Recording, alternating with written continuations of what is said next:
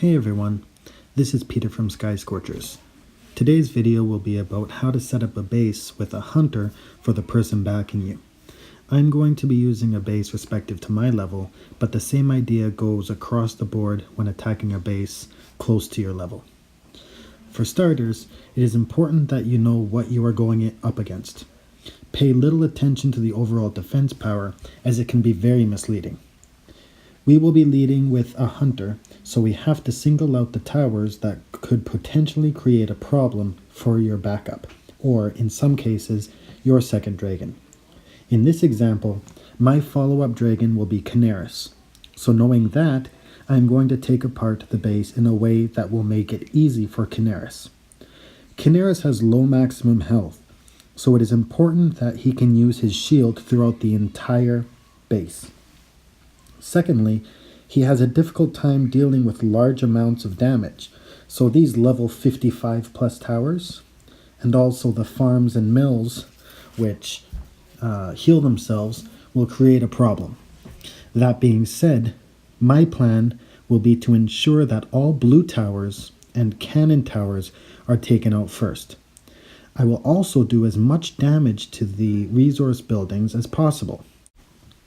And on top of that, we have to be careful, because if we have too many towers, too many high-level towers that are close together, Kin won't be able to take them down, because majority of the damage done by Kin is from the dodo that flies in front of him. So it'll take out one tower at a time.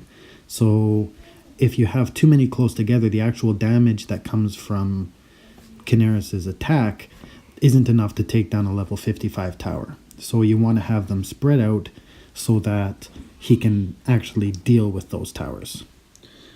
So let's get on with this run. Once again, level 352 base. I'm leading with my Morphos, my favorite hunter for now. Once again, the same idea applies. You want to be able to take out the tower and cloak. So you prioritize which ones you want to take care of. So if you look at this, where I just did here, I took out the blue tower and I cloaked right away. With Kin, he's got to have enough time to build up rage.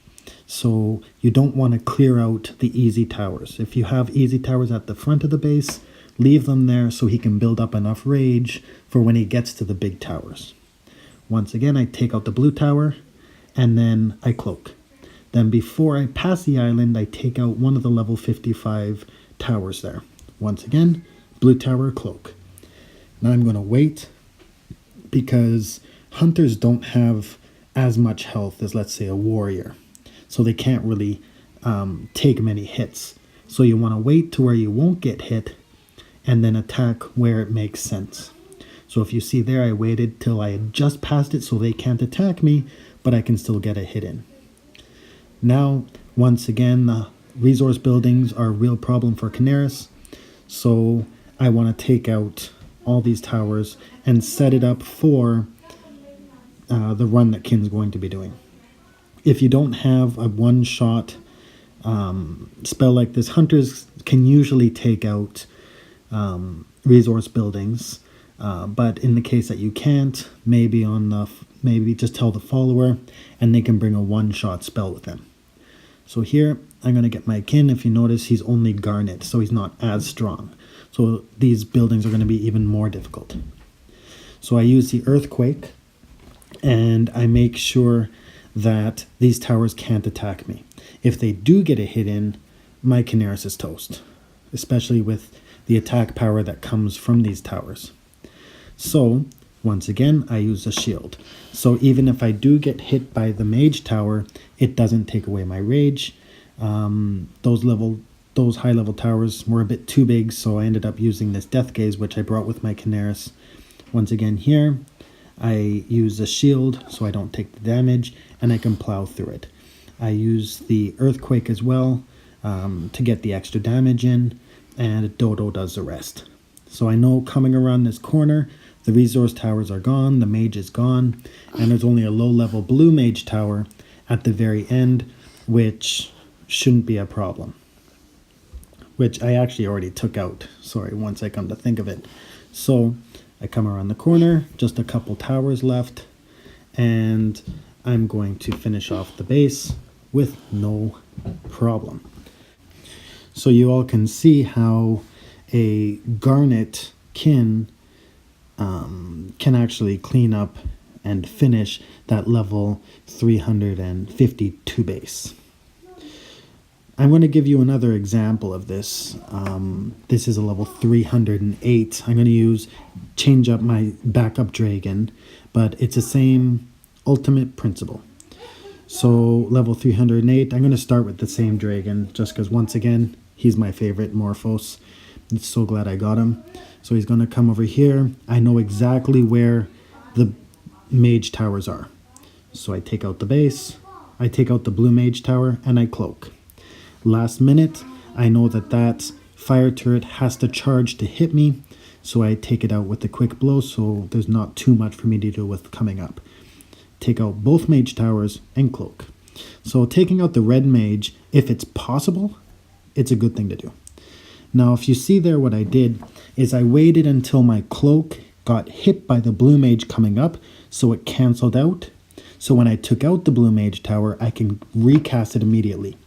If you don't do that, and you take out the blue mage before your cloak cooldown time kicks in, you will be delayed and you won't be able to recast cloak, and your hunter's going to get taken down.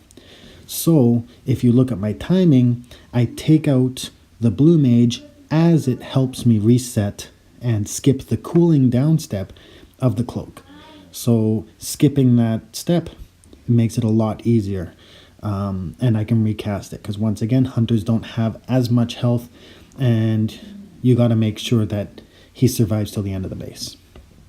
So if you look here, I've cleaned up the base of mage towers, and I left plenty of rage for my follow-up dragon. So I'm going to follow with my Chimerack. He's going to come through. I know that there are no blue towers, so I can go right in with my kin. I cast the Earthquake, and also my Seething Spark. I like that because if you don't trigger it and you leave it, it'll actually increase the strength of your attack. So if my Earthquake doesn't get there quick enough, or I find that I'm going to get hit by something really strong, I can cast that again, and I'll paralyze those buildings so they can't get any shot off. So I set up the base, I go and I clean up with a backup dragon. Some cases you'll have backup. It's very important that you make sure you understand how each dragon works and which dragon will be backing you up. So I would recommend, if someone is backing you up, you ask them which dragon they are using.